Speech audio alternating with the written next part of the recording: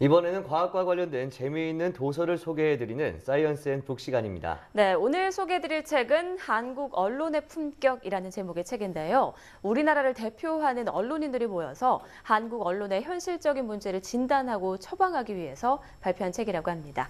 저자로 참여하신 이재경 교수 모시고 자세한 이야기 나눠보겠습니다. 교수님 안녕하십니까? 안녕하세요. 안녕하십니까? 네, 교수님께서 집필에 참여하신 한국 언론의 품격 어떤 책인지 좀 소개해 주시죠. 저희들이 작업한 책은 5가지 챕터로 되어 있습니다. 그래서 5문제를 다루고 있는데요. 우리나라 언론의 문제가 굉장히 많습니다만 일단 기사에 관련된 문제가 있고요. 네. 기자의 문제가 있고요. 그리고 언론의 자기 성찰이라고 해서 이제 매체가 매체 문제를 보도하는 그런 영역을 다루는 챕터가 하나 있고요. 네. 그리고 이제 언론 자유나 법제나 뭐 이런 제도적인 문제를 다루는 챕터가 또 하나 있고, 마지막으로 어떻게 보면 가장 중요할 수 있는데 경영과 편집의 관계를 다루는 그런 챕터가 있습니다. 네, 이번 도서를 기획한 우리나라 대표적인 언론인 단체죠. 관훈클럽. 굉장히 궁금한데 좀 간단하게 소개를 해주시죠.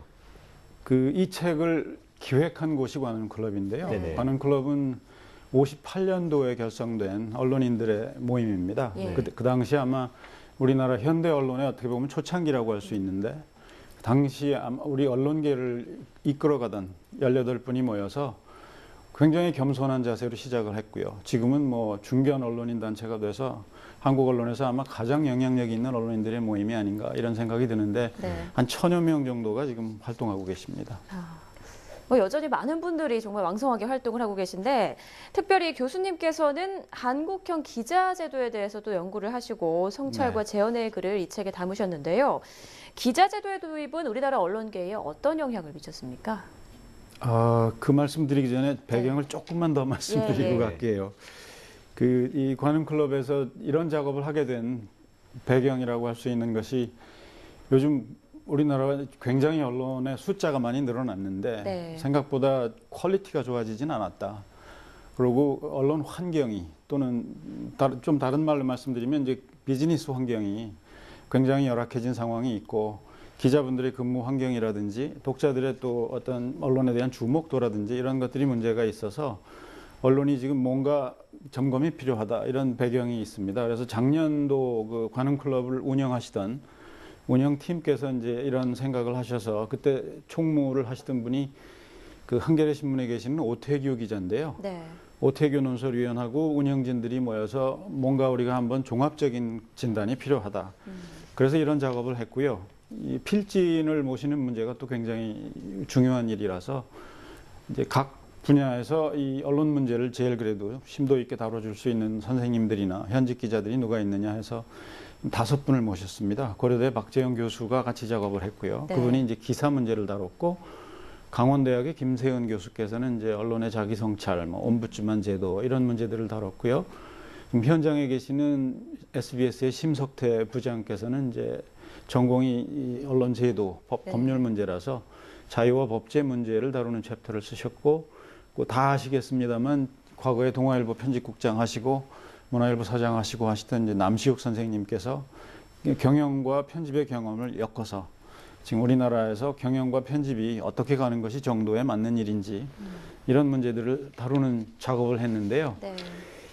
그런 작업 중에서 이제 제가 맡았던 영역이 이 기자를 키우고, 기자를 선발하고, 기자를 일테면 진급시키고, 기자의 어떤 생애 시스템을 기자제도라고 해서 한번 다뤄봤다고 할 수 있겠습니다. 네, 관훈클럽에 대한 소개와 함께 이 책을 집필한 그 과정에 대해서도 좀 말씀해 주셨는데, 한국형 기자제도에 대해서 그럼 조금 더 자세히 설명해 주실까요?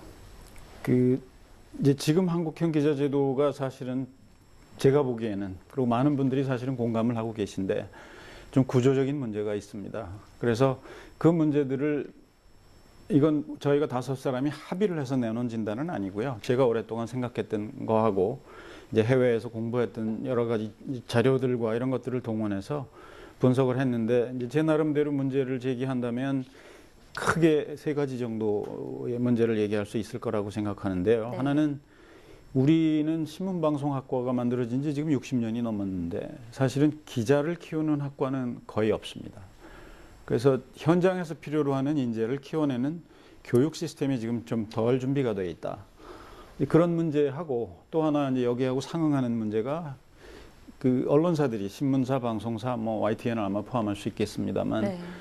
기자를 선발하는 과정이 우리는 옛날 고시 시스템입니다. 논술 시험을 보고 이런 방식으로 가서 이렇게 해서 기자가 채용이 되는 과정에 굉장히 여러 가지 사회적인 문제가 있다는 게 이제 제가 생각하는 문제의식이고요. 나중에 시간이 되면 좀 더 자세하게 말씀드리고요. 그다음에 이제 현장에 들어갔을 때 기자들이 전문화를 못하거나 경륜 있는 기자를 만들어내지 못하는 게 또 지금으로서는 상당히 심각한 문제일 수 있습니다. 기자들의 아마 지금 현장 근무할 수 있는 최장기간 정도를 봐도 한 30년이 채 안 되는 네. 뭐 50대 중반이면 퇴직을 해야 하는 시스템이라서 근데 저희가 해외에 나가서 조사를 해보고 또 공부를 하면서 경험한 것들을 보면 미국에는 지금 70대 기자분들이 굉장히 많습니다. 그렇군요. 제가 깜짝 놀란 것 중에 하나는 어떤 분은 무려 47년, 50년을 기자를 했습니다. 네. 그리고 아직도 현역입니다.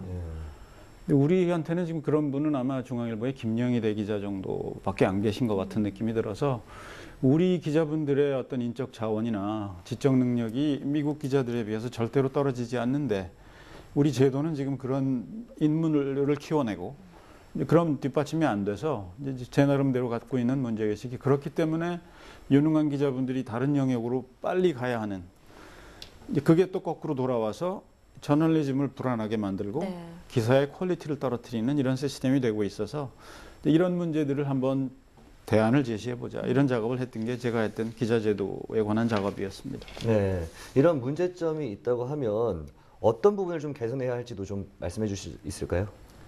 그 제가 이제 체계적으로 한번 보니까 네. 우리나라의 기자제도는 사실은 일본의 기자제도를 거의 그대로 카피해 왔습니다. 네. 그러니까 저희가 독립신문 때서부터 그 뒤로 일제 강점기가 있었고요. 그 다음에 이제 해방이 되고 굉장히 격동의 시간을 거치면서 우리 나름대로의 제도를 만들어갈 수 있는 어떤 토대가 준비가 덜 돼 있었던 거죠. 그래서 그런 어떤 일본 시스템이 들어온 상태에서 미국의 영향이 더해져서 이제 제가 했던 진단은 우리는 일본 시스템 위에 미국적인 요소를 가미한 방식을 하고 있다. 근데 네. 그것이 어떻게 보면 좋은 시스템을 만들지 못하는 상황인 것 같아서 이제 지금부터라도 우리가 인재를 새롭게 키워가는 시스템을 만들어야 한다고 그래서 제가 제안했던 것이 이제 기자제도가 지금 재건축이 필요하다. 교육 시스템부터 좀 다시 한번 잡아 나가야 되겠다. 이런 말씀을 책에서 드리고 있습니다. 네. 이제 교수님께서 집필하신 그 한국 언론의 품격 가운데서도 기자 문제에 대해서 오늘 좀 중점적으로 네. 말씀해 주셨는데 앞으로도 우리나라 언론의 선진화를 위해서 많이 좀 힘써 주시기 바랍니다. 네. 오늘 말씀 고맙습니다. 네, 감사합니다.